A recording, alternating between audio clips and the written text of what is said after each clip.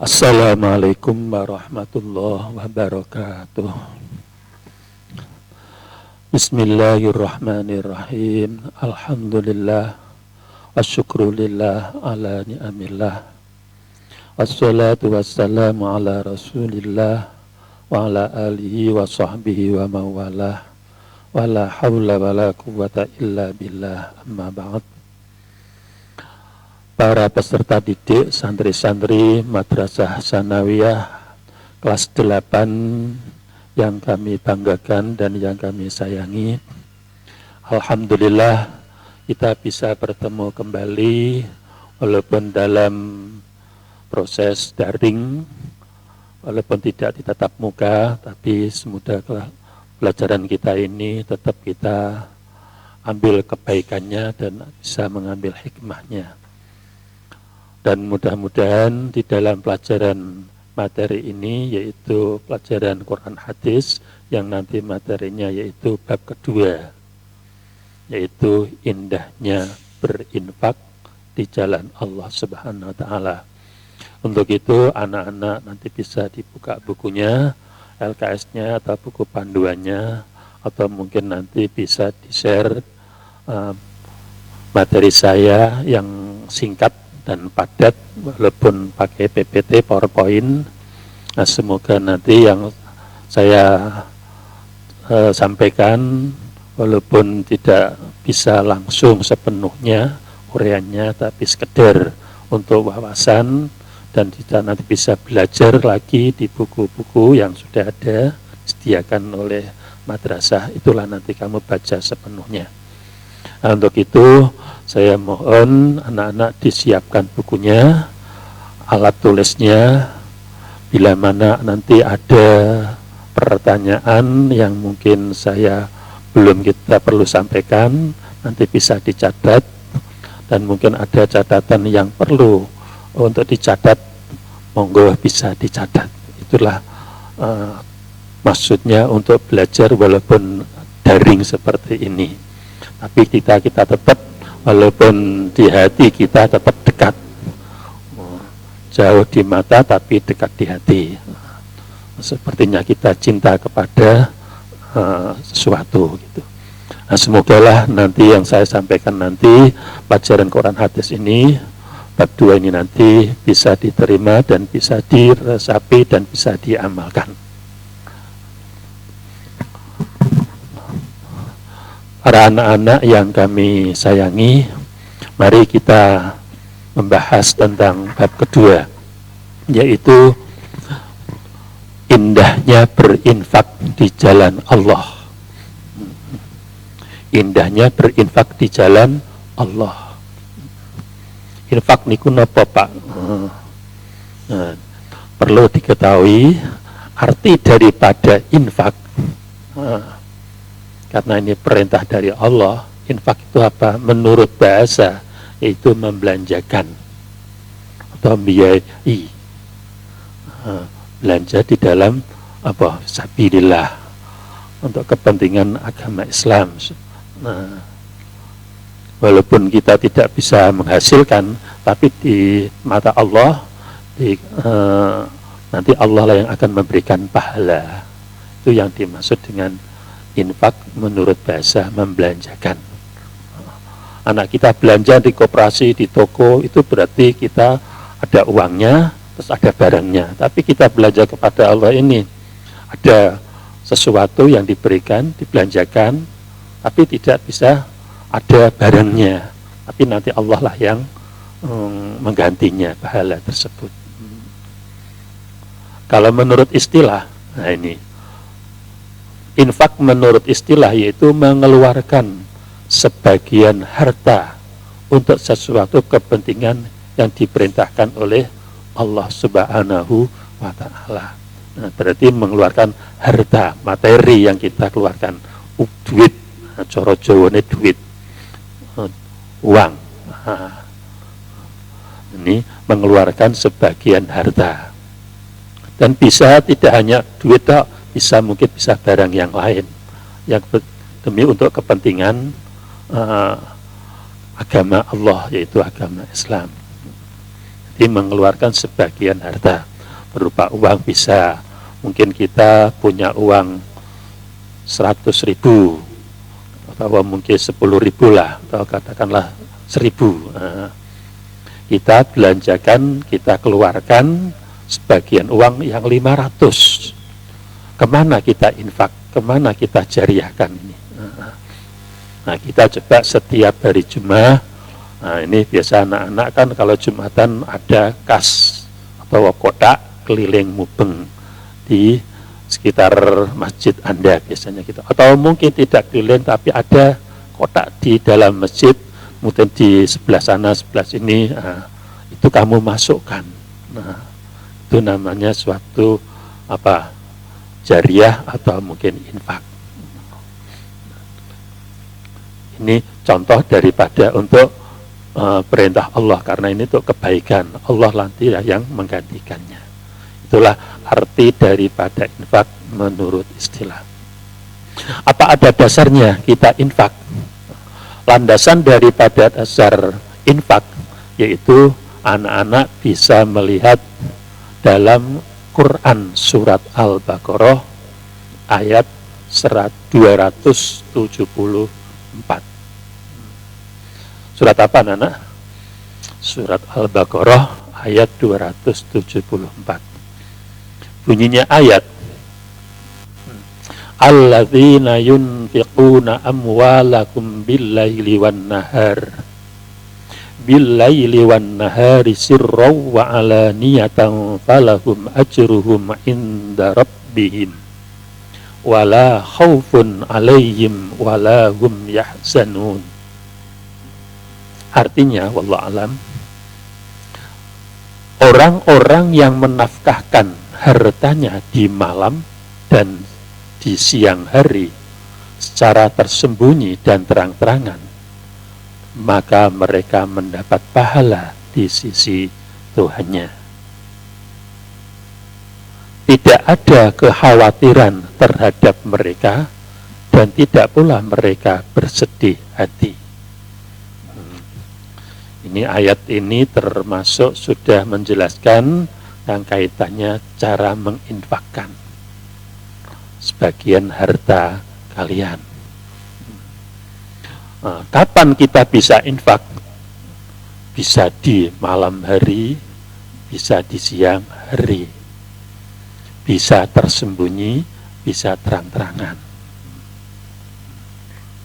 Terus nanti kalau kita ini memberikan bagian harta saya, nanti uangku nanti habis. Iya, habis berupa uangnya, tapi tambah pahalanya di sisi Allah nanti.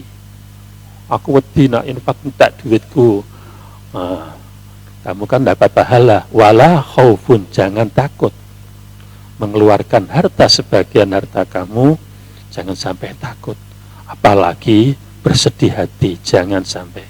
Kalau sudah kamu keluarkan, itulah nanti Allah sendiri yang akan membalasnya pahala untuk kalian. Jadi sekali-kali nanti kapan-kapan kalau ada kelebihan uang, kelebihan rizki, harta benda, mari kita infakkan. Untuk infak ini bisa untuk kepentingan masjid, sekolahan, gedung-gedung yang kaitannya dengan gedung keislamian, yang di situ untuk kebaikan lah di jalan Allah. Maka di sini biasanya kan nanti ada ayat yang kaitannya kemana kita infak, yaitu fisabilillah, untuk kepentingan agama Gusti Allah. Ini kunci, istilahnya jalan untuk menuju kebaikan di jalan Allah. Nanti pahalanya Allah sendirilah yang memberikannya. Jadi jangan seperti benar uang kita itu diinfakkan berkurang, tapi di sisi Allah kamu itu malah tambah. Inilah contoh daripada menginfakkan sebagian harta. Ini terdapat dalam surat apa tadi?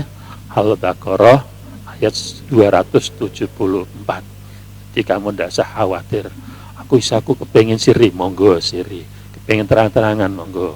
Kalau terang-terangan biasanya kan yang kaitannya dengan pembangunan, itu jelas ada kepanitiaan. Aku malu nyumbang 1 juta, mungkin kita, saya mungkin materialnya, mungkin gentengnya, sekolah bangun. Seperti halnya TPS ini sedang membangun gedung. Apalagi harapannya nanti sekolahan kita ini akan membangun gedung yang berlantai 5 atau 7 nanti. Untuk gedung serbaguna. Ini bukan untuk gedung saya tidak, tapi gedungnya orang-orang yang mau menyumbangkan atau mungkin untuk masyarakat yang ada sumbangan tersebut, yaitu untuk kebutuhan umum. Inilah rencana pembangunan madrasah TPS yang akan datang. Ini juga ya sudah bangun, tapi ada di lokasi MI. Bisa nanti sebagian harta daripada wali murid kalian, ada kelebihan uang, bisa nanti dimasukkan dalam infakno ke madrasah. Atau mungkin biasanya anak-anak menginfakkan lagi untuk kalender. Biasanya kalau ada akhir tahun, anak-anak akan diberi kalender oleh madrasah. Di situ ada tertera bisa menginfakkan sebagian hartanya. Minimal mungkin 50.000, mungkin 100.000. Ini untuk kepentingan kebutuhan madrasah kita, pembangunan atau untuk kebaikan madrasah, kemaslahatan madrasah. Inilah daripada sebagian harta yang kamu infakkan. Mungkin kalian belum mampu, mungkin orang tuamu yang mungkin ada kelebihan dana atau kelebihan keuangan, bisa diinfakkan. Ini contohnya. Nah, terus kalau kita ini tidak bisa memberikan infak, bagaimana? Nah, ini ada Allah menegur hambanya yang tidak mau infak. Tidak mau infak. Bagaimana akibatnya? Selama hidupnya tidak pernah infak, tidak pernah nyumbang, tidak pernah jariah. Nah, ini ditakutkan. Orang yang tidak mau infak di jalan Allah akan menjatuhkan dirinya sendiri ke dalam kebinasaan dan tidak akan pernah selamat dari kebinasaan. Auzubillah min dzalik. Mungkin ada peringatan, mungkin ada penjelasan yang kaitannya dengan infak. Nah, di mana ini? Apa ada dasarnya, landasannya? Bisa kamu, anak-anak, bisa melihat di dalam Quran surat Al-Baqarah ayat 195.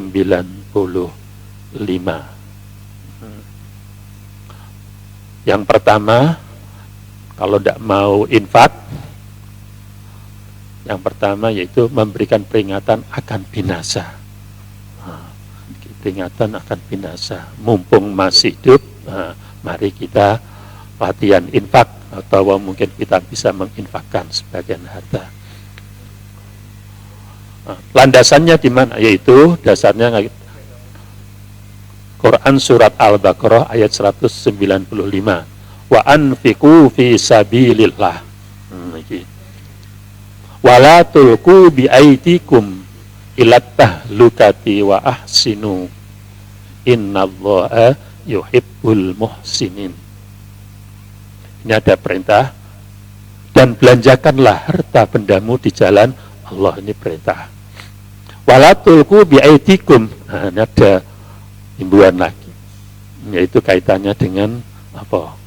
Menghimbau. Dan janganlah kamu menjatuhkan dirimu sendiri ke dalam kebinasaan. Berarti tidak mau infak.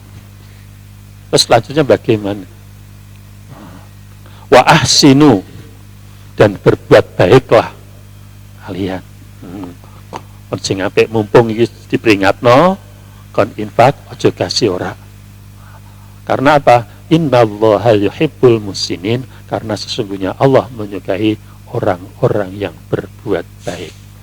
Nah, disinilah peringatan kepada kita semua. Kalau mungkin ada kelebihan harta kalian, orang tua kalian, maka disilahkan untuk bisa berinfak kemanapun. Kalau kita ini sekolahnya di Madrasah TPS bisa langsung ke Madrasah TPS karena ini masih dalam pembangunan. Dan program panjangnya pun nanti juga ada gedung yang serbaguna yang nantinya akan dibangun insya Allah mungkin dalam tahun 2020 ini insya Allah. Inilah contoh dari orang yang tidak mau infak akan menjadi binasa. Na'udzubillah min dzalik, selama hidupnya tidak pernah infak. Peringatan yang kedua yaitu tidak akan memperoleh kebaikan dan amal kebaikan belas. Piye iki wong iki? Nah, itu landasannya dalam Al-Qur'an surat Ali Imran ayat 92. Lan tanalul birra hatta tunfiqu mimma tuhibbun wa ma tunfiqu min syai'in fa innallaha bihi alim. Artinya wallahu alam, kamu sekali-kali tidak sampai kepada kebajikan yang sempurna. No, tidak bisa memperoleh kebaikan sempurna. Lan tanalul birra hatta tunfiqu mimma tuhibbun. Sebelum kamu menafkahkan sebagian harta yang kamu cintai, udah duit akeh, berarti duit seneng, tapi tidak gelem infak. Wa ma tunfiqu min syai'in wa innallaha bihi alim. Dan apa saja yang kamu nafkahkan maka sesungguhnya Allah mengetahui. Mbok sithik, mbok akeh, mbok gede, mbok cilik, Allah mengetahui. Mbok rino, mbok wengi, piring sodak infak iki mau samar apa terang-terangan, Allah tahu. Yang penting infak kamu yang ikhlas. Kalau yang paling baik yaitu infak yang sirri, besar kecilnya tidak tahu, tahu-taunya sudah pernah infak. Biasanya kalau sirri biasanya tidak tahu apa yang diberikan, terus tidak mengungkit-ungkit pemberiannya. Itulah peringatan yang kedua. Peringatan yang ketiga ada lagi, yaitu yang kaitannya dengan yang sangat pedih, azab yang sangat pedih bagi orang yang tidak mau infak. Yaitu terdapat dalam surat At-Taubah ayat 34. Surat At-Taubah ayat 34. Bunyi ayat, ya ayyuhalladzina amanu inna katsiran minal ahbari war ruhbani la yakulun. Al-ayah. Ya panjang. Yang artinya wallahu alam, hai orang-orang yang beriman, sesungguhnya sebagian besar dari orang-orang alim Yahudi dan rahib-rahib Nasrani benar-benar memakan harta orang dengan jalan batil, dan mereka menghalang-halanginya manusia dari jalan Allah. Dan orang-orangnya menyimpan emas dan perak dan tidak menafkahkannya pada jalan Allah, maka beritahukanlah kepada mereka bahwa mereka akan mendapat siksa yang sangat pedih. Na'udzubillah min dzalik. Padahal wong sugih kaya raya, duwe emas, seloko dan lain sebagainya, rumah tumpuk-tumpuk, harta benda berlimpah-limpah, rumahnya tersusun-susun. Ini tidak pernah mau infak. Ini bagaimana? Allah lah nanti yang akan menyiksanya. Kelihatannya di dunia enak, senang, bahagia, tapi nanti di kelak di akhirat, na'udzubillah min dzalik. Inilah peringatan Allah kepada hambanya yang tidak mau infak. Selanjutnya, peringatan tidak mau infak. Sekarang keutamaan, fadilah daripada berinfak. Fadilah daripada infak, setelah kamu menafkahkan sebagian harta kalian. Di sini ada contoh dari Al-Quran, firman Allah dalam surat Baqarah ayat 261. Mathalul ladzina yunfiquna amwalakum fi sabilillahi kamathali abbatin ambatat sab'a sanabila fi kulli sumbulatin mi'atu abbah wallahu yudha'ifu liman yasha wallahu wasi'un alim. Keutamaan berinfak saya singkat karena waktunya sudah hampir selesai.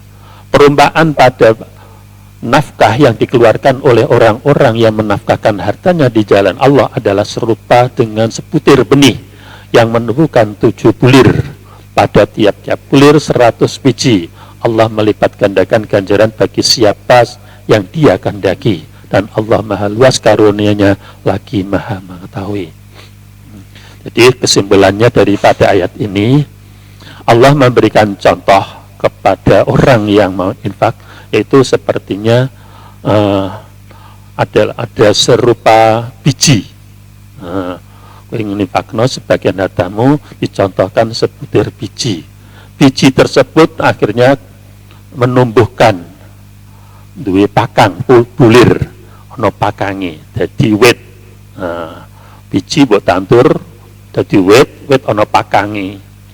Pakange kono ana pakang 7. Wah, Suwartana ngalor ngetan ulon ngidul wis mendhuwur. Sebab ana pakang 7. Setiap pakang ning kono ana 100 biji. Oh, biji siji iso nuwake setiap pakang ana 100 biji. Berarti satu pohon ini berarti berapa ini? Kamu bisa hitung satu pohon pakangnya 7, setiap pakang ono 100, berarti jumlahnya 700.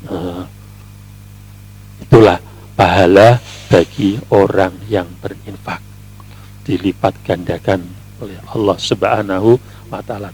Maka tadi Allah berfirman, wala khaufun alaihim wala hum yahzanun. Jangan takut dan jangan sedih hati yang kamu infakkan. Inilah pahala daripada infak. Keutamaan infak yang kedua, berarti kamu ini B. Yang kedua yaitu menjadikan benar-benar kamu takwa kepada Allah. Kamu ikhlas menyemplungno harta kamu di tak peti kas masjid umpamanya.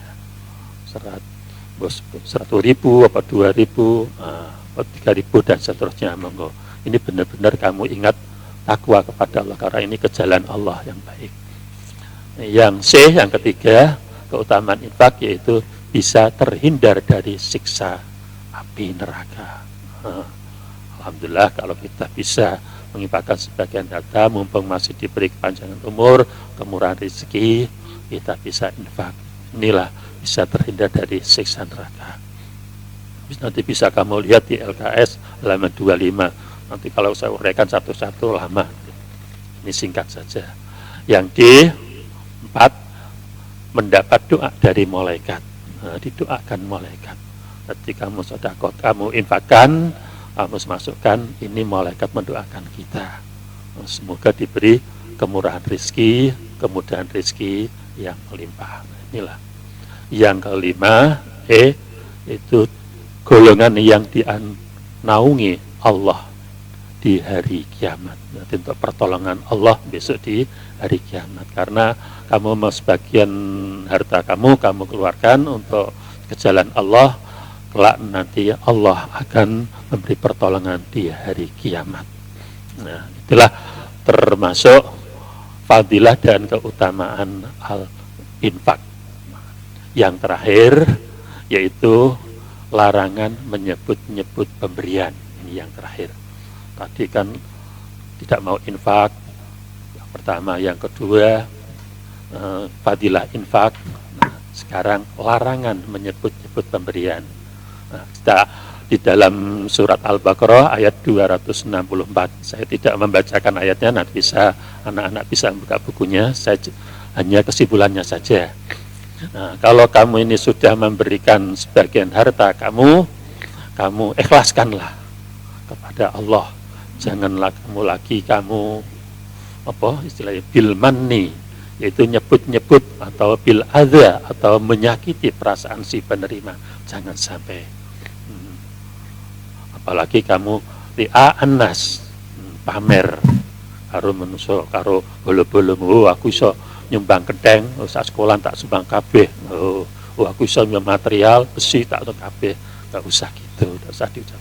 Itu nanti bagaimana kalau seperti itu menjadikan infak kamu atau sedekah kamu akan menjadi hangus, wes bablas amale, ora angine, iku iklane. Iklan apa iku? Masuk angin iku. Ketika kamu menyumbangkan sebagian harta kamu menyakiti si pemberi, pamer dan lain sebagainya, mati hangus, wes bablas amale. Nauzubillah min dzalik. Contohnya bagaimana? Famathalu kamar taqwan. Kaya gonde di atas bumi, di atas tanah ada batu tadi kena angin kencang, batunya hilang. Berarti tidak ada napak tilas, wes bablas. Nah, inilah contoh daripada larangan menyebut-nyebut pemberian yang kaitannya dengan infak atau sedekah. Demikian sekilas yang bisa sampaikan yang kaitannya dengan yaitu perintah infak.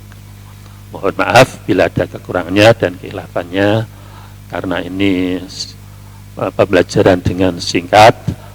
Walaupun nanti kamu bisa mempelajari dengan lebih banyak, monggo silahkan. Yang penting kamu tetap belajar. Semoga bisa sukses dan memberikan ilmu sing manfaat dan barokah. Terima kasih. Terima kasih.